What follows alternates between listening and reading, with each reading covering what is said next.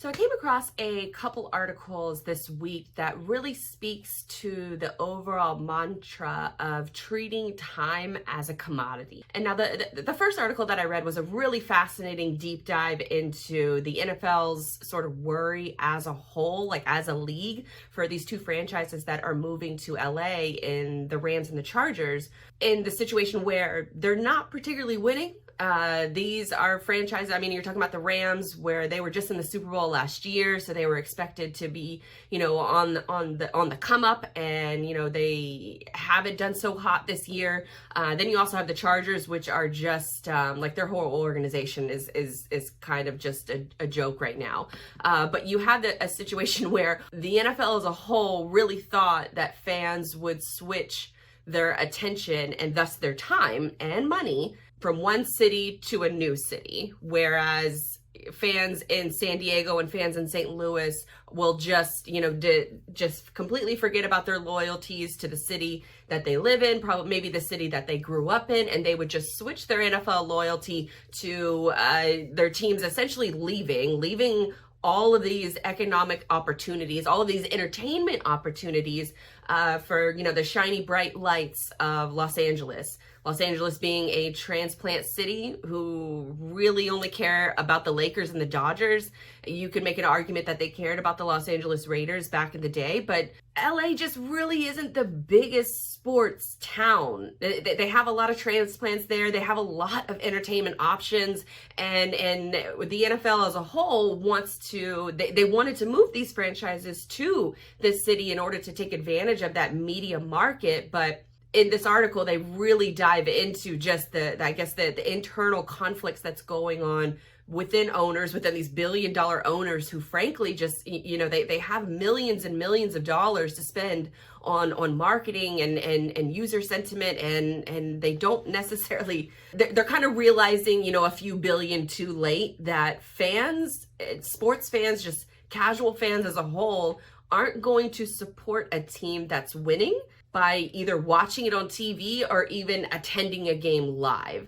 And I think it more or less has to do with, we've talked on this show about Disney Plus, a little bit of Netflix, but just the entertainment options as a whole has started to shift over the recent years, where people just want to stay home, right? They want to get Uber Eats, and they want to put on Netflix, and they want to binge watch a show for an entire day, or they want to just stay in their pajamas and just enjoy that at-home experience. And sports as a whole is sort of experiencing this too, right? I mean, you look all across the country and you see empty stadiums, and collectively, like media, people who cover sports as a full-time job, executives that work in sports just are almost taken aback and shocked that people wouldn't necessarily go and spend 10 hours of their day down at a football stadium and pay $300 because the league as a whole has priced them out. And then on top of that, if your team isn't winning, people are less likely to invest emotionally in that team if they're not winning and they've been overpriced out of the market. So I think that is it goes back to the central theme of time is so important, and why would you spend it with a losing team, and especially with making a losing effort. So there's sort of that mantra that probably needs to die, that you should support your team no matter what, and you should watch every game no matter what. That is sort of just an older way of thinking, I think, or just a sports pastime way of thinking, that you should support the team no matter what, with both your time and your money, even though you're getting priced out and even though the team isn't necessarily winning. But it also kind of relates to this other article that I read that was a little bit eyebrow raising, but it's perhaps something that, us freelancers or people who work in a business where you're charging for services, and services cost money. And this article by Anna Cordero, and I probably butchered the pronouncing of that name, so I apologize in advance. She wrote an article on Medium that says, "Why I Charge People to Get Coffee with Me." And when I first read it, I was like, oh, or I first read the headline before I actually read the article and got the meat of it, like a lot of people. Then I understood her perspective a lot more. You know, a few shows ago, I talked about the value of going to networking events, but also the important value of picking networking events that you're passionate about, that you think that either will help inspire you or help educate you or possibly has future business opportunities for you. You know, there's got to be some kind of an ROI attached to networking events that you go to. But one of the little known time sucks of being an entrepreneur or being in the freelance space is that lots of people want to have pick your brain meetings. And you have to decide if you are going to entertain that or not. And I think that for a lot of business owners, especially new business owners, that you're just so initially excited that people want to learn about your services, and that's a good thing, right? And what happens though quickly is that you learn that not a lot of these meetings result in a positive outcome for you, meaning a positive outcome where you're going to get business from it or you're going to get something valuable from it. And that's what sort of struck me with this article, is that before I go any further, I'm going to talk about a little bit about her position, because the way she framed this article is that a big software company reached out to her. The owner actually reached out to her and wanted her feedback on a new tool that he was developing. So her being in that space for a very long time, she responded back that she was happy to do so, and here's my fee for doing that. And the guy never responded.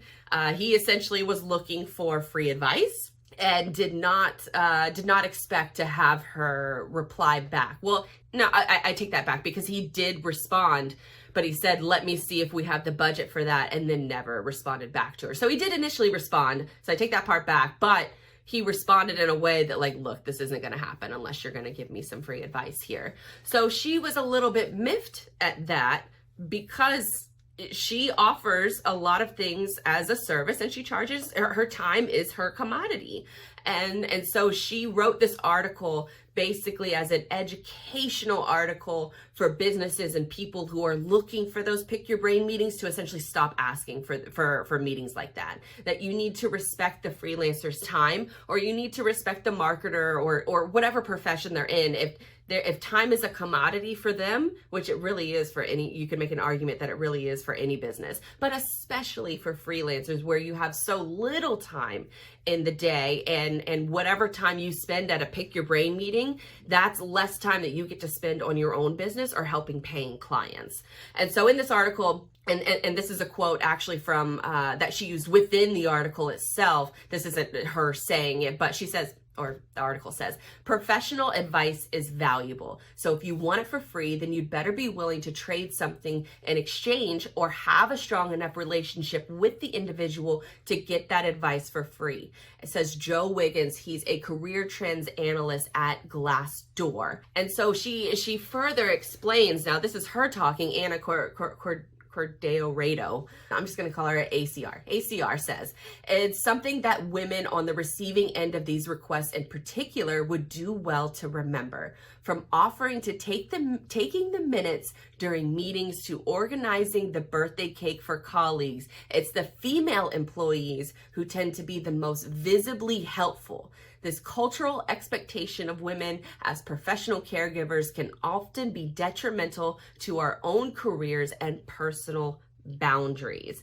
And I thought that was really, that was the comment that got a lot of people, I guess, upset in the comments, where people were not upset, but emotionally reactive, where people were applauding that part, because it is, I can only speak from personal experience, where when I did work in an office and I was an executive assistant, it was my job to organize all the potlucks. It was my job to organize, you know, the gift giving around Christmas time and the Secret Santas. And if it's somebody's birthday, then it's my job to organize the singing of the happy birthday, and, you know, all that stuff that you don't necessarily, you see men participating in, but in my personal experience, I've never experienced a man organizing those in a workplace setting. Now, outside of work, I see it all the time, but in a workplace setting, it is usually the women who step up to do things like that, where they're taking away from their job. So she's almost hinting in this article, ACR is almost hinting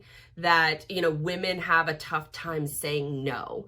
And she applies it back to this time as a commodity, and that you should pay for pick your brain meetings. And I think that she's right in a sense, but I think it's also on the onus of the person to either accept or reject, right? If you get a meeting request like this and you are stressed for the week and you are completely packed, there's a right way and a wrong way to handle that meeting request. You could say, it's not a priority right now for me, which is kind of a jerk thing to say, right? But it's also an honest truth. If someone wants you to review their software or to review their website and tell me what you think, sometimes you don't have the time to do that. But on the flip side, it can actually be really rewarding to help somebody, especially if it's an up and coming freelancer, or for me, to use another personal story from my end. I love it when bloggers reach out to me and ask me, to review their website or give them tips or things like that. To an extent, I love it when they reach out, because it says, wow, I'm doing something that people really respect enough to contact me and ask for advice. I love that, because I feel like it's almost like me giving back in a way. I try to think about it from that perspective, where if I was in their shoes, what would I want to know at that age in my career life? And I remember being at that age in my career life and reaching out to a few women who I really respected in the industry, and they brushed me off. All of them brushed me off. So it was a situation where I just had to figure it out for myself. So I think that she's hitting the nail on the head with a lot of what this article says, that women just in general should start to be more, take more of an authoritative role in the workplace. And then if you're not working in a traditional office space, then you can also treat it as either an investment, or you can be brave enough to ask for a fee like this woman did. And I think that you have to sort of gauge it on a case-by-case basis. I think that there are a lot of problems where people are searching for free advice, and they're just unwilling to do the Google search or do the Google legwork, because it really is like there is an answer for you out there. Google probably does have it. But I think that there's also a strength in asking for a fee for services that you provide. The trick is, I think, in how you ask it. So in this particular article, I went straight to the comments after I read it, because it was filled with like lots of useful advice, and then just lots of angry people. But if you ignore the angry people, there were actually a lot of really creative solutions, and a couple of these creative solutions that I picked out that maybe will help you in your, I guess, in how you deal with a situation like this, is to, if you want to charge for a meeting, a pick your brain coffee date, it's perfectly acceptable if you word it in a way that, hey, I usually charge for these services. Instead, I'm going to give you a discount so that you can, enjoy my perspective, my, however long you've worked in the industry, that's valuable too. But you can either charge for that meeting, or a creative solution, you can say, I'm going to charge you this, but you can use this fee and apply it to future services as a credit, should you ever purchase services from me in the future. And I think that was really a smarter solution, where, say, if you are the person that's asking for a pick your brain meeting, then the onus is on you to take a step back and to say, okay, well, if I'm going to pay for this meeting, I need to know what kind of value I'm going to get out of it. And I need to come prepared. I need to come proper. I need to know what questions I need to get answered before my allotted time is up. So it really puts the onus back on the person asking for the meeting to get super specific of what they want from you and why. You can also do that with someone and not charge them, right? That's another solution, where you could make it to where where, okay, well, let's cut to the fucking chase. Like there's probably plenty of situations where you meet up with someone for coffee and you do the normal small talk and then you get into the meat of the discussion, but it could take a while to get to the meat of that discussion. So what this one person did is they said, yes, I charge for these meetings, but it's a very nominal fee. I think it was like $49 or something like that for a 2-hour meeting with someone, which is, you know, an hour and a half is about the normal length of a pick your brain coffee date or happy hour, however long it lasts. But she charges a nominal fee, but she also wants to make sure that that person gets the most bang for their buck, so they get the most value going in. What this other person suggested too is that they send a form automatically to the person that has a list of questions out of what they want the person to start thinking about ahead of time. So for example, I have like a bunch of, you know, web design questionnaires that I send out. If someone gets a website or purchases a website from me, they're purchasing at an extremely affordable rate, but I'm going to ask them a lot of tough questions. The only thing is I'm not going to ask them these tough questions on the phone or in a meeting. I'm going to send you a questionnaire and you have to really sit down and think about your business and how you want it presented to the world. What other businesses do you like? What other, you know, websites do you not like? Are there any features that you see online that you'd really love to have on your site? So I think putting those questions at the forefront and getting that person to answer them ahead of time will save you a lot of time. It'll save the other person a lot of time. And then people are getting value out of that, or both of you are getting value out of that. Another really great solution that I saw, and I personally love this, so I think that I'm going to incorporate this in the future with some of my marketing meetings that I have. And it's offer to do the meeting, but you can record it. And so that is a completely new perspective where it's sort of the Gary Vee model where you are documenting, you're not creating. So you are recording, and obviously you have to, you know, have the person agree to that ahead of time. But if they're looking for free advice, then that could be the condition that you say, like, look, I am more than willing to do this for you, but I want to use this meeting as a learning opportunity for my audience, right? So what you could do is record the meeting, and then that's content that you can use for your business. You can probably repurpose that content, you know, hundreds of different ways, and then you're providing value to your audience, and then you're also providing value to that time and that you invested into that coffee meeting. So it's not a hard no, or I don't have time to have this pick your brain meeting. And it's also like kind of not a, yeah, we can have a meeting, but you got to pay for it. Like you got to pay to hang out with me. Which it would, gosh, that would be super nice if people like paid to hang out with you.